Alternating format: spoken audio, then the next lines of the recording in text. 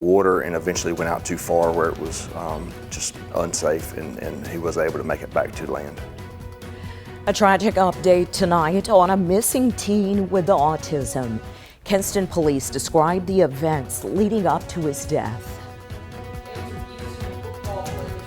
Indefinite suspension as a shooting investigation continues. What it means for Pirate football moving forward. Plus, a deadly shooting in Greenville, where it happened and what we know about the person shot, coming up in a live report. Live from WCTI 12, this is News 12 Now at 6.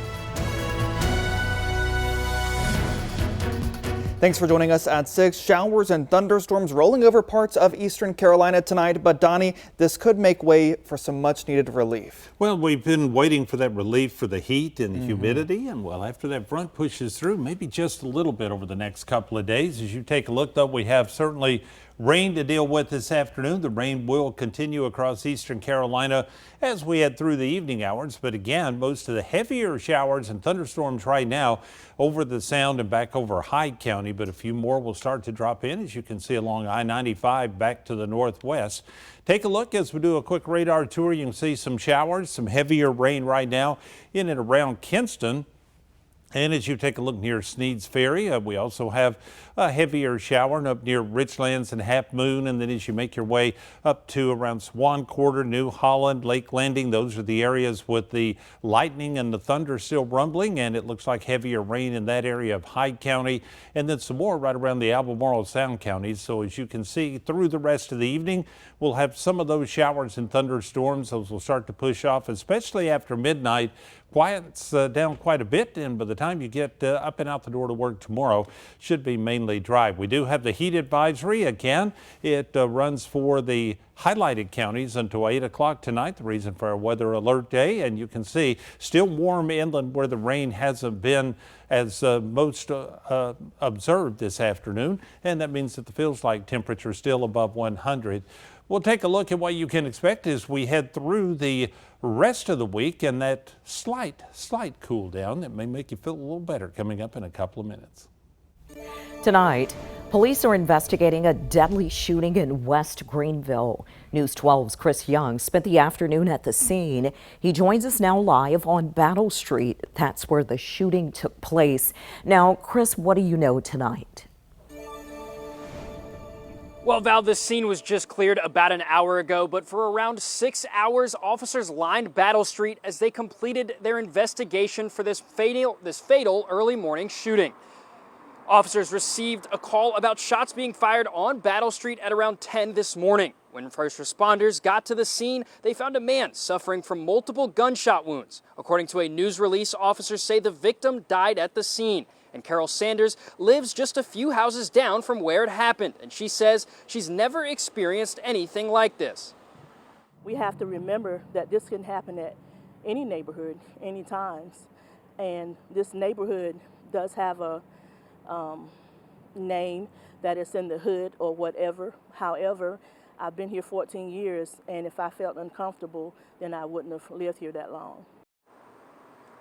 Last month, there was another fatal shooting on Conley Street, just half a mile away from Battle Street. And as for this current investigation, we still don't know the name of the victim or if the police have any suspects. Live in Greenville, I'm Chris Young with News 12. Tonight, we've learned the name of the man who was killed in an officer-involved shooting in Kinston over the weekend. State investigators say the man's name is Thomas Burney. Authorities tell us the shooting happened around 3:15 yesterday morning on Manchester Road. They say police responded to a call of a man who had a weapon and threatening a woman. Investigators say officers arrived, saw the man with a gun, and shot him. Burney was pronounced dead at the scene. This incident is still under investigation. Greenville police arrested 3 ECU football players they say fired a gun into the air inside city limits. Tonight, we're learning they're indefinitely suspended. You can see the suspects here: Brock Spalding, Jackson Lampley, and William Preston Carr. Spalding also faces charges of resisting, delaying, and obstructing a public officer. Police tell us it all started with a call about shots fired on Locust Drive yesterday morning. Officers say They had to use an emergency response team to get one of the suspects out of the home. No injuries were reported. Police say their investigation is active tonight and more charges are possible. Now, because these students are suspended, this will have an impact on ECU's football team and the coming season. Our Luke Schwartz joins us in the studio to explain how. Well, with practice starting next week and East Carolina's opener at NC State in about just a month, it's three key players Blake Harrell won't have to lean on heading into a highly anticipated year if the suspension stands. Let's start with J.D. Lampley, a senior defensive end who was an American Conference honorable mention last season after recording a total 27 tackles with 2.5 sacks, a big loss up front and a veteran leader. As for Brock Spalding, he was voted a third team preseason for the American Conference at wide receiver, played in 7 games before a season-ending injury, so one less target for Caton Hauser, and Preston Carr, another older guy, a junior defensive lineman poised for a big year ahead. So look, it doesn't matter if you're the starting quarterback to the last guy off the bench. Any suspensions to the team will have the ripple effects. So we will see and wait for what happens as their suspensions and the days go on. We will update you as we find out more. All right, Luke, thanks. And we continue our coverage tonight on the tragic loss of 16-year-old Jalen Green in Kinston. Green was reported missing on Saturday afternoon and found dead on Sunday morning. News 12's Elena Laster joins us live in front of the Kinston Police Department tonight with an update. Tyler, as you said, Jalen Green was reported missing on Saturday afternoon and found Sunday afternoon. He was last seen near the Kinston Nature Center, and after receiving surveillance video, the Kinston Police Department was able to determine that he had wandered too close to the water. He went down into the water and eventually went out too far where it was just unsafe, and he was able to make it back to land. 16-year-old Jalen Green was at a family event when he disappeared near the Kinston Nature Center. Kyle Robinson is the CEO of Aces for Autism based in Greenville, and he says individuals like Green are at high risk of drowning. The number one, source of accidental death with individuals with autism is drowning. Major Brandon Turner with the Kinston Police Department says they often see individuals like Green drawn towards water. It's curiosity. Curiosity draws them in, and that's, I'm pretty sure, what happened with Jalen here. Green was found Sunday morning, soon after the team on scene transitioned from rescue to recovery mode. And he was found by the Onslow County Sheriff's Office dive team. He was subsurface, not very deep, up against some structure, about 15, 20 feet off the bank. Major Turner says that Kinston PD has a special program to help those like Green. We have Project Safe and Sound. They can contact us and they can put them on basically like a list. It includes information like next of kin, addresses, and triggers, which he says can help aid in finding them. Robinson says that if you see someone who looks like they may be in need of help, you can jump in and try to redirect their attention, especially if they're near a body of water.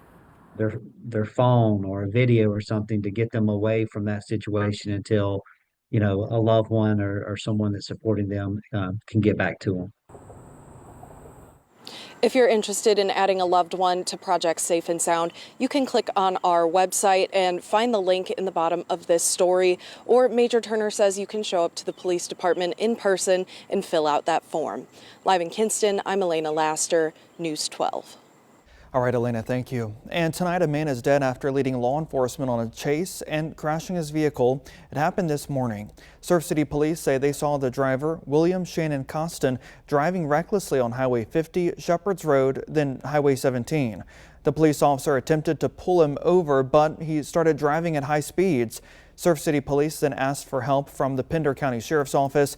Costin then crashed on Highway 210 East near Valleja Way. He was pronounced dead at the scene, according to authorities. The investigation remains active, but there is no ongoing threat. And tonight, Lenore County officials issuing a statement regarding the lawsuit you heard first here on News 12 last week, what they're now saying. Plus, a major roads project now underway. The investment one town is putting in to resurface streets.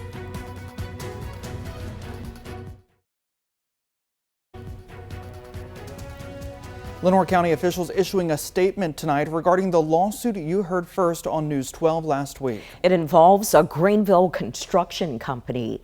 Berry Building Group filed suit against the county and multiple county officials, claiming they were owed more than $1.3 million. The lawsuit claims Lenoir County employees fell for a fraudulent email and sent payments to the wrong account. County leaders share in part, quote, "This particular matter stems from a cybersecurity breach that occurred outside of the county systems." They add the county has made multiple good faith efforts to reach a reasonable and fair resolution with the contractor that would not prejudice the taxpayers of Lenoir County, end quote. Officials also confirmed the administration building renovation was funded by external grants. Happening tonight, the Pamlico County Board of Commissioners will hold a public hearing on solar energy and wind farm ordinances. It's a part of their regular meeting, which starts in about an hour at 7 tonight. The public hearing portion set to begin just before 7:30. The Pitt County Board of Commissioners is meeting right now, and one of the topics is the mega site industrial park. It's a story News 12 has followed since March of this year. The more than 3,000-acre site is owned by Weyerhaeuser. On June 18th, some community members voiced their concerns to the Pitt County Planning Board about the project, including possible environmental issues. At that meeting, county officials said they would take appropriate measures to consider the impacts. Tonight, the Board of Commissioners are set to consider and take a final vote on the zoning and land use plan for the project. A major roadwork project is now underway in Holly Ridge. It's all part of a $2 million investment to resurface some streets. Drivers can expect impacts along Azalea Drive. Starting tomorrow afternoon, paving will continue in the Burroughs Road cluster. The mayor of Holly Ridge says this was needed due to the growth in the town. The town is growing, there's more traffic, with 50 neighborhoods. We could not afford to redo all the roads. So the best we could do is repair the roads. Drivers are asked to use caution in the areas and expect delays during work hours. Officials tell us more updates will come midweek as the work continues. Well, we do have showers and thunderstorms. It's been moving through parts of eastern Carolina. Some more will slide through, but as you look at the Carolinas as a whole, we're seeing some clear skies as well. I'll show you what to expect behind a front dropping through.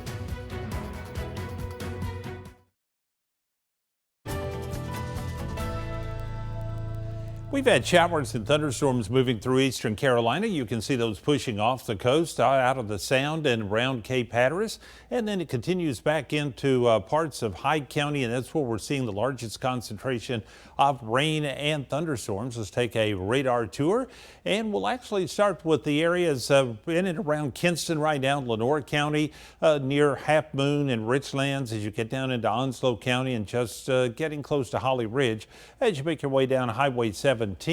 Now, here's the large area that we just talked about, and you can see the lightning that runs from back near Bellhaven to Swan Quarter to New Holland, Lake Landing that makes the run out across the Sound, and some heavier rain in and around Cape Hatteras right now. Bigger picture will show you even back to the west. We do have a line here that's starting to develop. You can see quite a bit of rain in and around Raleigh, but this area just south of Roanoke Rapids on I-95, seeing some lightning with that as well. So again, we expect a front to drop a little closer in through as we head through the rest of the evening hours. Now take a look. Here we go with the future track indicating the first round of showers we've been looking at making it off the coast. And then after midnight, things should start to actually calm down, and we may actually see a break in the clouds in the overnight period.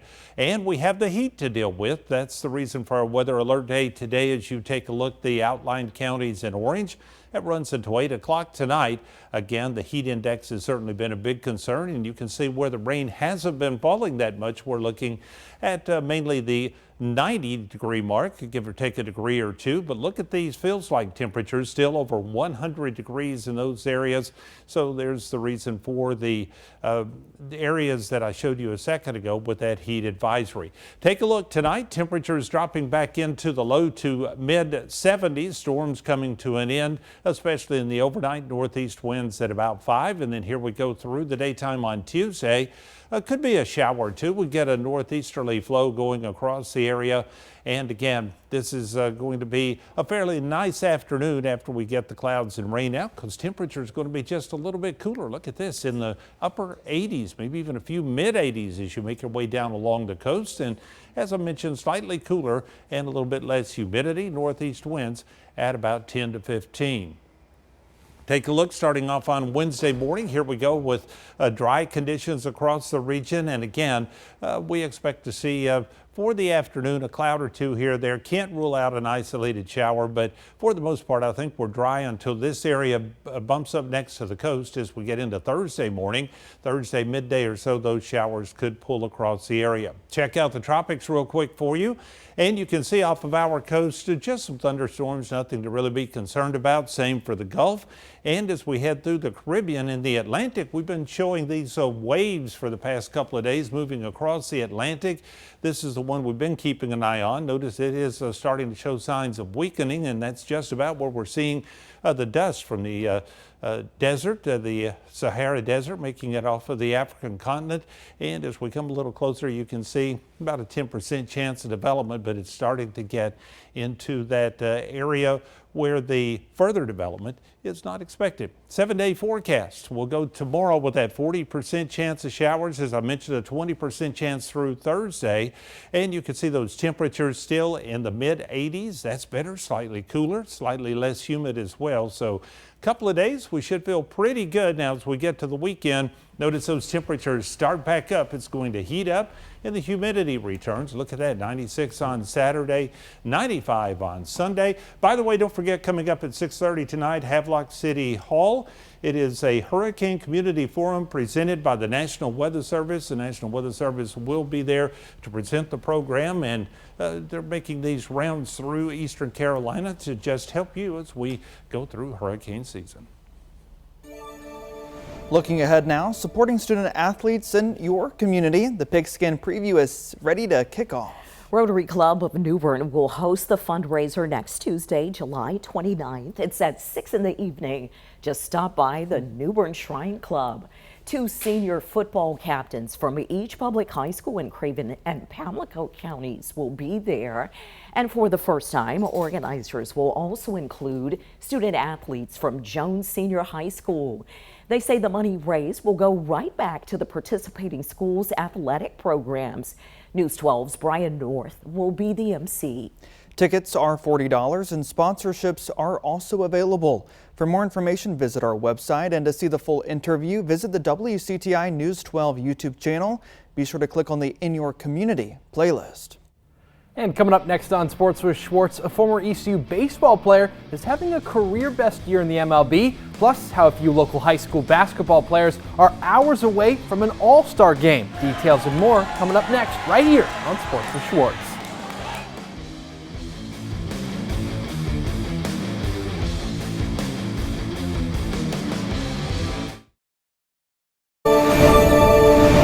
Today is the day for the 76th annual East-West All-Star Basketball Game out in Greensboro. The best of the best seniors in North Carolina will compete from each side of the state. And while we don't have any ladies this year, we have 4 boys and 1 coach representing in Team East, which include New Bern's point guard Jason Wiggins, who's going to be trying to score baskets like that one tonight. Swansboro has 2 guys representing the Pirates in Jermaine Cunningham and his partner in crime, Mr. Tavion Tangioria, 2-hand slam. And up from Windsor, Bertie's #1 in football and basketball, Zymir Dempsey, and a part of the coaching staff is Calvin Campbell, a familiar face for Jason Wiggins, who gets one last game with his high school coach, surrounded by a ton of special talent. I feel good about this opportunity. Me and my coach have been seen. We've been working ever since we got here. 2 days, I've been tired, man. I've been tired, but I'm glad to have this opportunity. It's great. I'm connecting with new people. different players from all around. It's good, man. It's just good vibes. They good people. I love this type of stuff, man. I'm out. All right, well, that energy is certainly going to show on the court. The women tip off at 6:30. The men will follow immediately after the conclusion of Game 1 inside the Greensboro Coliseum.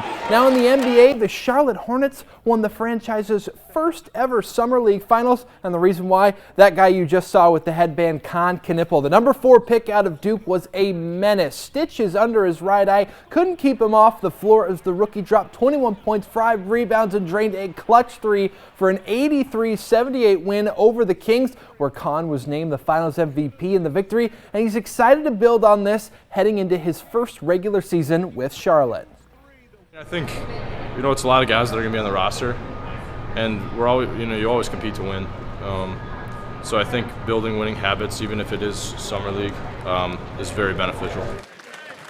All high fives, smiles, and hardware. That's the MVP trophy, as now the Hornets will gear up to surprise more of the league when the regular season rolls around. In summer collegiate ball, Greenville and Morehead City play for the third time in 4 days. That's at 6:30, and then at 7 o'clock, the Ospreys have lost 7 of their last 8 games, trying to fix that at Laurenburg. Now in the MLB, Jeff Hoffman, we have to give him his flowers because he's having quite the year. The former ECU Pirate has tied his most wins in a season with 6 already and is at 23 saves so far, 13 above his personal best, plus surpassed 500 career strikeouts a few weeks ago. The 32-year-old has reached a decade in the big leagues, and in year 1 with the Toronto Blue Jays, he's doing the opposite of slowing down with this mentality.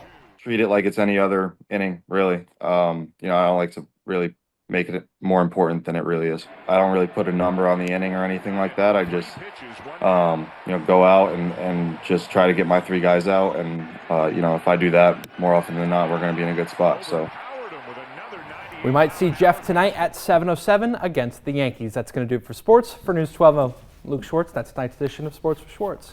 And as you take a look at the radar, you see those showers and thunderstorms pushing through. They could stick around through the evening. Stay safe, everyone. Thanks for joining us. Have a great